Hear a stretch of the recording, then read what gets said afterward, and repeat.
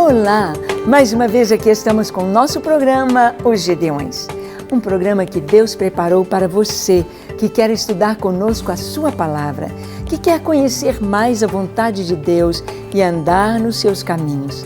E nós tiramos lições preciosas das Escrituras, principalmente das histórias bíblicas. Histórias que nos ensinam, histórias que nos falam como Deus preserva o seu povo, como Deus cuida de seu povo e como Deus tem um plano especial para cada um de nós. No programa de hoje, conversaremos sobre mulheres anônimas vitoriosas. Mulheres cuja Bíblia não nos diz os seus nomes, mas que fizeram grandes feitos, marcaram a história do seu povo com atos heróicos. Vamos ver o que a palavra de Deus nos diz sobre estas mulheres? Deixe o seu coração aberto e pronto para ouvir o Senhor.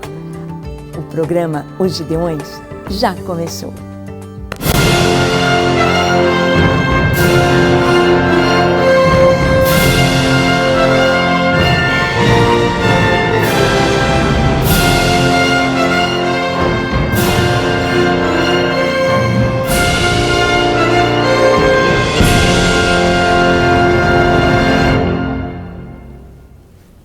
Muito bem, nós encontramos nas Escrituras muitas pessoas cujos seus nomes não estão ali.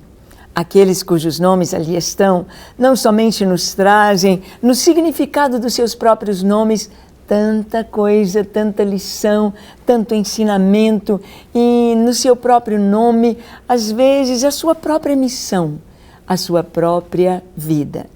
Mas há muitos cujos nomes não estão registrados. Nós temos os 12 discípulos de Jesus, mas uma multidão que eu seguia, uma multidão que eu tocava, uma multidão que foi curada por Ele. Não sabemos os seus nomes, mas sabemos de sua fé, mas sabemos de sua busca do Senhor na sua vida e do encontro deles com o Senhor. Nós encontramos, por exemplo, no Novo Testamento, aquela viúva pobre, uma mulher pobre e viúva que deu a maior oferta do dia. E por que não? A maior oferta de todos os tempos? Porque ela deu tudo quanto possuía. Ela deu todo o seu sustento. Apenas 2 moedinhas que nada valiam, que valiam tão pouco. Mas ali a sua oferta foi homenageada, foi elogiada por Jesus. Ele dizendo: vocês viram aquela viúva pobre? Ela deu mais do que todos os ricos. Todos os que deitaram ali as suas ofertas deram do que lhes sobrava. Ela deu tudo, deu todo o seu sustento. Não sabemos o seu nome. A Bíblia não fala o nome desta mulher, porque cada um de nós pode estar se identificando com ela. Sim, aquela mulher, seu nome não está ali, mas o que ela fez jamais será esquecido. Nós nos lembramos daquela mulher Cirofenícia, que era uma estrangeira e vinha atrás de Jesus dizendo: ó filho de Davi, tem compaixão de mim, filho de Davi, filho de Davi. Por que uma mulher estrangeira que nem sabe quem foi Davi estava chamando Jesus de filho de Davi? Por que uma mulher Cirofenícia chamaria Jesus de Messias, o filho de Davi, o prometido de Deus para Israel, sendo que ela nem era do povo de Israel? Então Jesus não dá atenção ao que ela diz, porque ela está apenas citando uma frase que ela aprendeu, que ela ouviu, que ela pegou como um macete, como, vamos dizer assim, algo que haveria de trazer uma resposta para ela.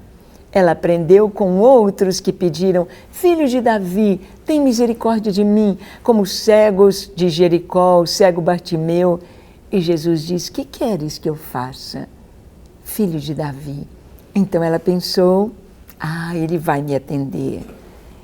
Mas Jesus disse para aquela mulher: eu não vim senão para os filhos de Israel. Eu não vim para os cachorrinhos, eu não vim para os de fora, eu não vim para outras pessoas de outras nações, eu vim para o meu povo. E ela então disse: Senhor, mas os cachorrinhos comem das migalhas que caem da mesa de seus senhores. quando ela disse isto, reconhecendo o seu lugar, reconhecendo que ela não era digna, reconhecendo que Jesus era o Senhor, que Jesus podia atendê-la, que Jesus podia responder aos seus anseios, que Jesus era realmente o Filho de Deus. Jesus então atende ao pedido dela. Jesus então dá aquilo que ela precisa. Que queres? Que queres? Ó mulher, grande é a tua fé. Grande é a tua fé. Jesus elogiou a fé dessa mulher anônima, apenas uma estrangeira, a mulher cirofenícia, apenas uma estrangeira. E Jesus elogiou a sua fé. Anônima, anônima. Aquela mulher que tocou em Jesus estava há 12 anos sofrendo com uma enfermidade. Os médicos não podiam lhe dar remédios. Ela não tinha como ficar livre daquele opróbrio, porque ela tinha de andar desviando das pessoas, dizendo imunda, imunda, imunda. Há 12 anos, uma hemorragia. E então ela diz, se eu tão somente tocar em suas vestes, se eu tão somente tocar no Senhor, ficarei curada. E ela vai e toca em Jesus, toca em suas vestes. E ele diz, quem me tocou? Quem me tocou? Os discípulos falam, Senhor, todos estão te apertando, todos te tocam. Ele disse, não, alguém me tocou. Em outras palavras, de um modo diferente. Me tocou adorando, me tocou sabendo quem eu sou, me tocou buscando poder, buscando virtude, buscando cura. Ele sabia quem era, ele sabia, mas ele disse, quem me tocou? E aquela mulher trêmula, com medo, chega e diz, Senhor, e contou toda a história. E Jesus diz, ó mulher, seja feito conforme a tua fé. Uma anônima que creu que Jesus é o Filho de Deus, que creu que dele sai poder, que creu que se ela o tocasse, ela ficaria curada. Anônima, com fé, cheia de fé no Senhor, elogiada por Ele. Anônimas do Novo Testamento e anônimas do Antigo Testamento. Mulheres que foram usadas para trazer vitória, para trazer limpeza sobre o governo de Israel. E uma dessas mulheres anônimas, e temos a sua história no livro de Juízes. Juízes foi escrito a história daquele tempo em que em Israel não havia rei. O povo ia deixando Deus de lado, os inimigos vinham e os inimigos então oprimiam o povo de Israel. Aí eles clamavam a Deus e Deus os atendia. E Deus levantava um juiz, e Deus levantava um herói, e Deus levantava alguém para julgar o seu povo. E então tudo se acalmava. E aí o povo buscava o Senhor, estava na presença de Deus, enquanto aquele juiz vivia. Aquele juiz morria, o povo voltava a fazer coisas erradas. Neste período, houve homens que foram governar, que foram julgar Israel, como Sansão, como Jefté, e no tempo de Gideão. Gideão, quando o povo quis fazê-lo rei, ele disse, não serei rei sobre vocês. O rei de Israel é o Senhor Deus. Deus é o rei de Israel. Eu não vou governar sobre vocês. E Gideão deixou 70 filhos. Puxa vida, se a gente acha que alguém com 15 filhos é muita coisa, 20 filhos é muita coisa, imagina um homem que teve 70 filhos, Gideão. E a Bíblia nos conta que um dos seus filhos, filho de uma concubina, ele então veio, Abimeleque, e matou todos os seus irmãos, porque eles não queriam reinar e nem iriam reinar. E Abimeleque, então, ele quer assumir aquele poder, ele quer assumir aquilo que seu pai abriu mão, dizendo, Deus reina sobre Israel, Deus é o Senhor. E Abimeleque, então, começa a trazer um período, porque se ele foi capaz de matar os próprios irmãos. Não era uma pessoa muito boa, não tinha uma índole boa, era um homem belicoso, era um homem de briga, era um homem de não muito bom caráter. E então Abimeleque vai conquistando e tem aquele período que ele domina e ele então quer continuar este domínio e ele vai atacar uma das cidades de Israel. Vamos ver como foi isso? Abra sua Bíblia em Juízes, capítulo 9. Nós vamos ler do versículo 50 até o 57. Diz assim: Então se foi Abimeleque a Tebes e a sitiou e a tomou. Havia, porém, no meio da cidade uma torre forte, e todos os homens e mulheres, todos os moradores da cidade, se acolheram a ela e fecharam após si as portas da torre e subiram ao seu eirado. Vamos parar aqui um pouquinho. Abimeleque já havia feito isto em uma cidade anterior, com a cidade de Siquém. Abimeleque havia sitiado a cidade, tomou a cidade, as pessoas tinham uma torre, um lugar forte, um abrigo no tempo de guerra, um abrigo onde pudessem estar ali, onde tinha mantimento, onde eles poderiam ficar ali e longe dos inimigos. E o que ele fez? Abimeleque, então, toda torre tem uma porta, e a porta pode ser de que material for, seja de ferro, seja de bronze, seja de madeira. Geralmente as portas eram de madeira. Então ele buscou galhos de árvores e mandou que todo o seu exército, seus homens, buscassem também galhos de árvores. E então pôs fogo e matou aquelas pessoas que estavam ali naquela torre. Então ele avançou para outra cidade, a cidade de Tebes. E chegando lá na cidade de Tebes, sitiou a cidade, tomou a cidade e o povo foi para a torre. Da mesma forma, correram para a torre. E vamos ver o que ele vai fazer.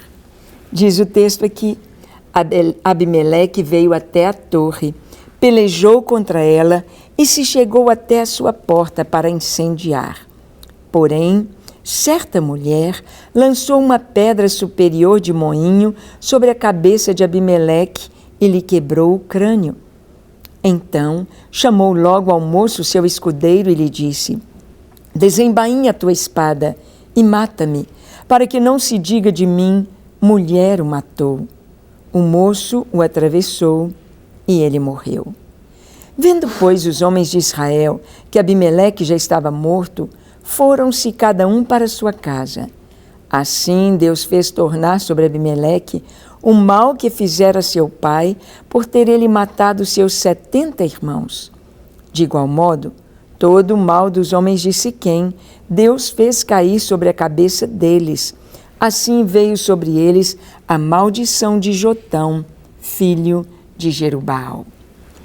Vamos ver aqui, então, essa história incrível do que aconteceu nessa marcha de Abimeleque. Abimeleque para conquistar o reino de uma forma tão errada, de uma forma tão cruel, perversa, matando os próprios irmãos, conquistando as cidades ali de Israel.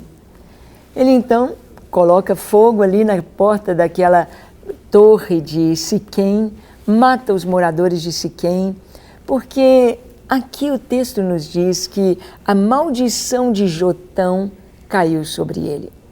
Que maldição foi essa? Quem era Jotão? Jotão era o filho mais novo de Gideão. Jotão escapou da carnificina, da chacina de Abimeleque, seu irmão. Abimeleque matou todos os filhos de Gideão e sobrou Jotão, o mais novo. E Jotão, então, viu que Abimeleque conquistara a cidade de Siquém, ele ganhara nome e até mesmo dinheiro dos habitantes de Siquém, e ele, então, trouxe uma palavra sobre a cidade de Siquém. Jotão disse assim: olha, as árvores pediram a oliveira para reinar sobre elas. E a oliveira disse: como eu deixaria o meu óleo e iria reinar sobre vocês?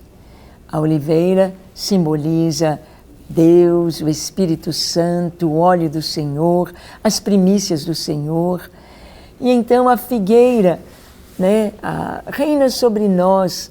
E a figueira: não vou deixar a minha doçura para reinar sobre vocês, os filhos de Gideão.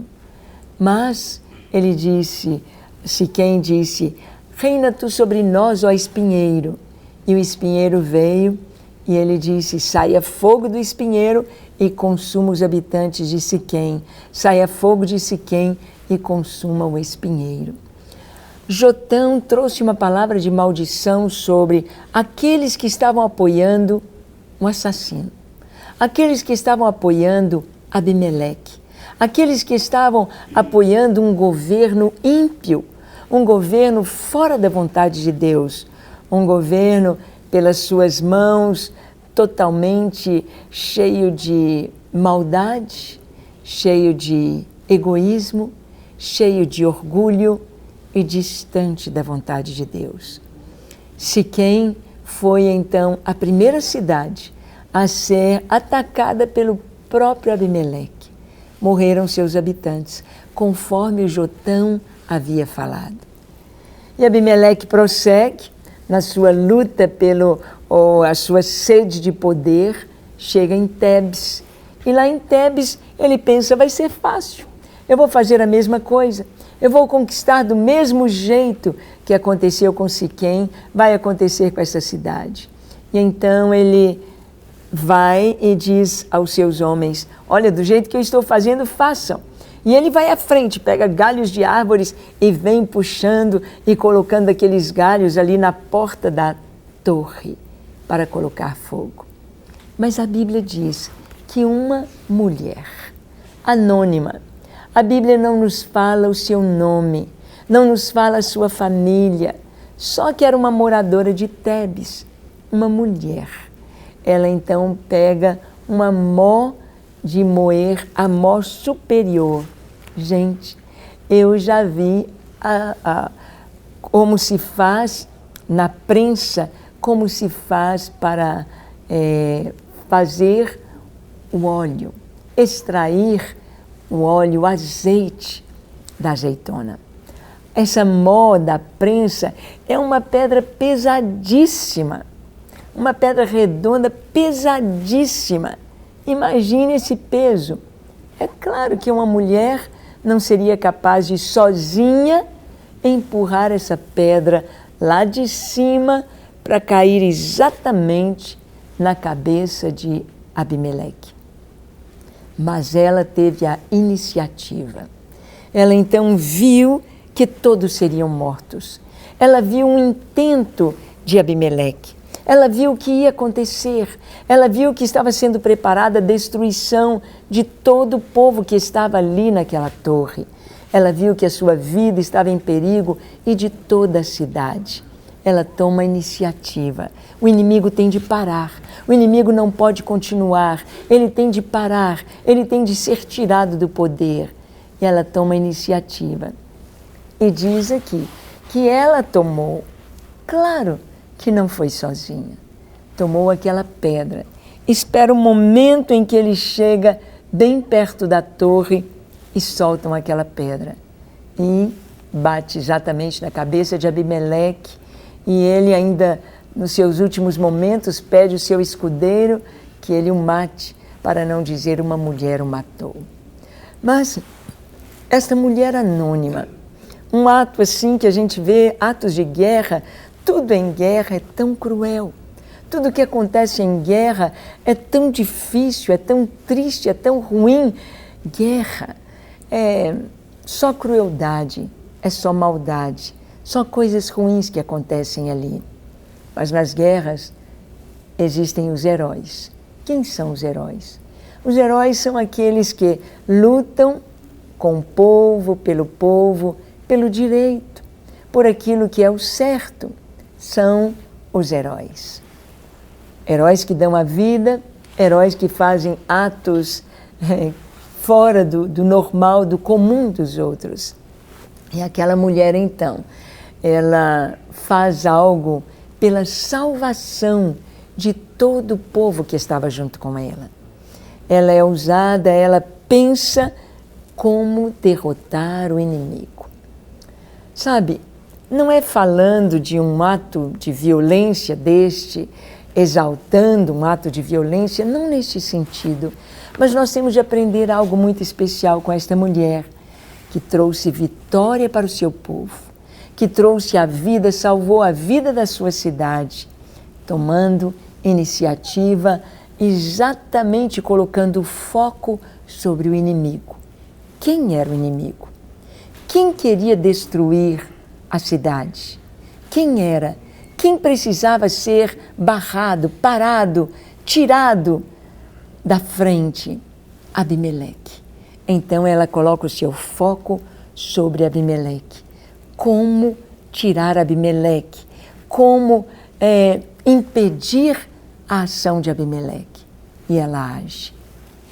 Talvez na sua vida você esteja vendo que o inimigo está tentando destruir o seu lar, destruir a sua casa, destruir o seu casamento, colocar fogo, matar a sua família, matar a sua fé. Então o que você vai fazer? Focar o verdadeiro inimigo. Nossos inimigos não são carne e osso. Como no caso desta mulher aqui, era carne e osso, era o Abimeleque, era guerra, era outro contexto. Nós estamos trazendo uma lição espiritual para nós.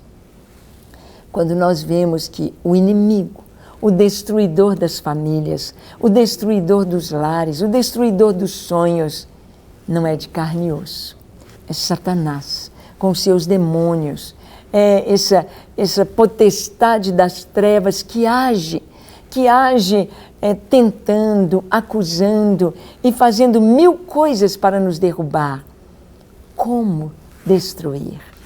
Focar o verdadeiro inimigo e usar a arma certa. A arma que aquela mulher usou foi uma pedra, uma mó, a pedra de cima, pesadíssima. Ela teve ajuda, mas ela foi à frente. Para você livrar o seu lar, sua cidade, suas crianças, do inimigo, da pornografia, do mal, do que intenta todo o mal, você tem de ir em cima do foco. E esta pedra, esta rocha que esmaga o inimigo é a palavra de Deus. Esta rocha que esmaga os grãos, que esmaga a azeitona tirando o óleo, que esmagou Jesus, que o moeu fazendo-o enfermar para nos dar a vida, é a palavra de Deus, é o decreto de Deus. E este óleo é o Espírito Santo liberado, a palavra de Deus decretada sobre o seu lar, sobre a sua casa, sobre os seus filhos, sobre o inimigo. Essa pedra lançada que destrói a força do mal. Quando nós anunciamos, quando nós proclamamos a palavra de Deus, a glória do Senhor. Como é importante que você busque o Senhor. Como é importante que você, mulher, que você, pai, que você que reconhece o inimigo que está tentando destruir seu trabalho, sua saúde, seu lar, sua família. Quando você discerne este inimigo, você vai com a arma certa, com a rocha, com a palavra, lança. Isso é tão importante. Jesus venceu o inimigo na tentação usando a palavra. Ele disse, está escrito, está escrito, está escrito. E o inimigo teve de ir embora, teve de deixar Jesus indo embora, porque está escrito. O inimigo não pode ir contra esta rocha, a rocha dos séculos, a rocha que é o próprio Senhor. Ele é a vitória, Ele. João nos diz, esta é a vitória que vence o mundo, a nossa fé. Fé em quê? Na palavra de Deus.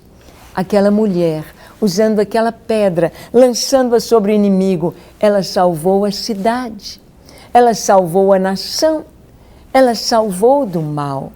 Quando nós vemos o mal sobre a nossa nação, quando nós vemos o mal avançando, quando nós vemos o mal imperando, nós temos uma arma para ir na cabeça do inimigo, para derrotar completamente a força do mal. A palavra de Deus, decretada, crida, no momento certo, lançada a palavra de Deus. E você pode orar a palavra de Deus. Você deve crer na palavra de Deus. Você deve proclamar a palavra de Deus.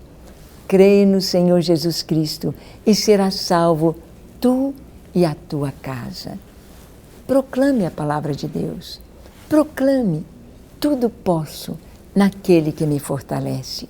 O choro pode durar uma noite, mas a alegria vem pela manhã. Proclame a palavra e seja vitorioso, vitorioso no Senhor. Vamos orar? Feche seus olhos, curve sua fronte. Se for possível, se ajoelhe. Ore comigo dizendo assim: Senhor, como preciso da tua vitória. Como preciso que o Senhor esmague o inimigo à minha frente.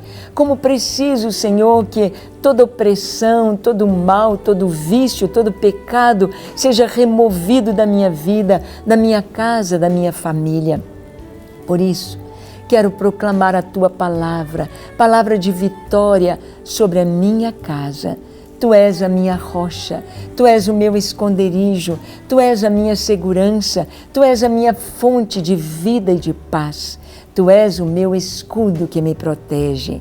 E, Senhor, que a Tua palavra em meus lábios seja vida, seja poder para derrotar o inimigo, para levantar o Teu nome e que Tu sejas glorificado em minha vida e na minha casa.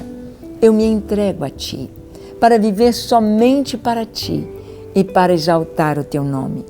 Ajuda-me a fazer a Tua vontade, a Te exaltar e a ver o inimigo retroceder e ser destruído à minha frente. Que a minha casa, a minha família seja salva para a glória do Teu nome. Pai, oramos para que o Senhor traga saúde aos enfermos, cura completamente, libertação aos cativos e a Tua presença em cada família, em cada lar, nesta hora, em nome de Jesus. Amém, amém e amém. Para receber todas as novidades do canal, inscreva-se e se curtir o vídeo, clique em gostei. Aproveite para acompanhar a Rede Super nas redes sociais.